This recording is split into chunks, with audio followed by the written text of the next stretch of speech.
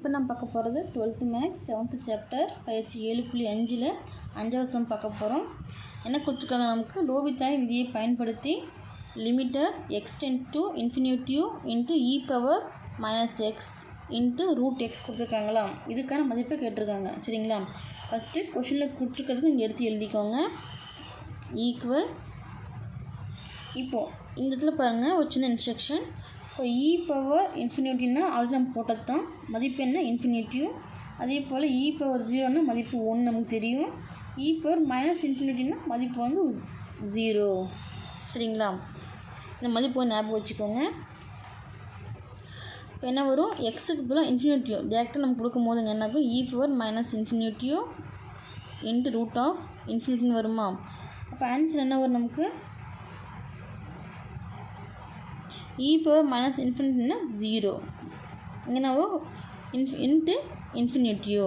அப்போ இது நமக்கு எப்படி இருக்குது, தேரப்பெறாத வடிவமாக இருக்கா. இப்போ தேரப்பெறாத வடிவம் போது என்ன பண்ணுவோம், ஃபஸ்ட்டு நம்ம லோபித்தாலின் விதியை வந்து பயன்படுத்துவோமா.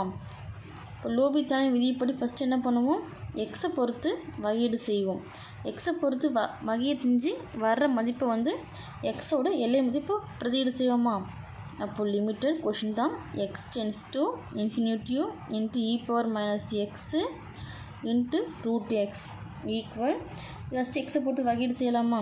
அப்போ லிமிட்டட் அப்படியே வந்துடும், எக்ஸ் டென்ஸ் டு இன்ஃபினிட்டிவ் இப்போ இ பவர் எக்ஸு. இது நமக்கு e power minus x into root of x. வகையீடு செஞ்சால் என்ன வரும், வகையீடு செய்கிறதுக்கு முன்னாடி பாருங்கள், நம்ம மைனஸில் இருக்கா, அது நம்ம ஃபஸ்ட்டு மாற்றி ப்ளஸில் நம்ம எழுதிக்கலாம். இப்போ பெருக்கல் இருக்கும்போது அது மைனஸில் இருக்குது, அதே கீழே வகத்தில் வந்துருச்சுன்னா ப்ளஸில் மாறிக்குமா. இப்போ என்ன ஆகும், root x divide by e power x. மறுபடியும் இங்கே வகத்தில் இருக்கிறது மேலே பெருக்கல் எழுதிங்கன்னா சேம் இதே போல் நமக்கு மைனஸ் வந்துடும். அதே போல் இங்கே ரூட் எக்ஸ்ன்னு இருக்கா, இதையும் மாற்றிக்கலாமா. எப்படின்னா இப்போ ரூட்டோட வேல்யூ 1/2.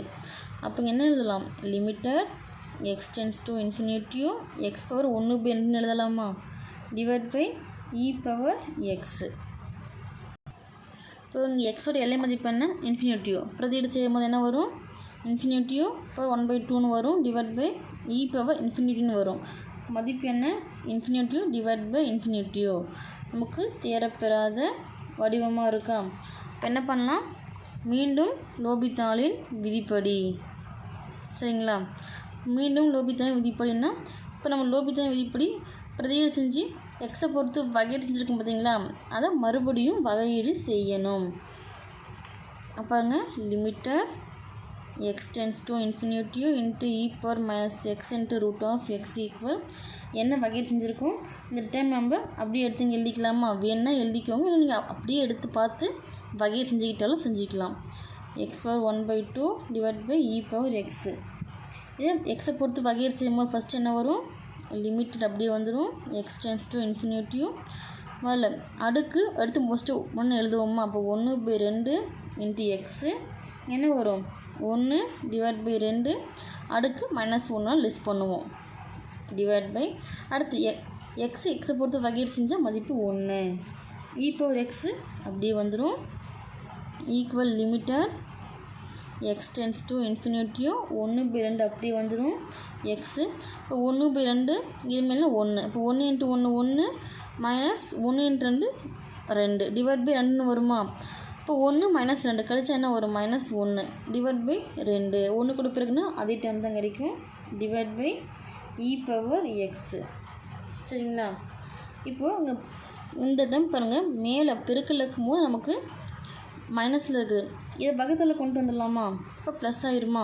அப்போ என்ன வரும், limit x tends to infinity 1/2 same 1 e power x. இது வகத்தில் தான் இருக்கா, அதே போல் இதையும் மாற்றிக்கலாம் வகத்தில்.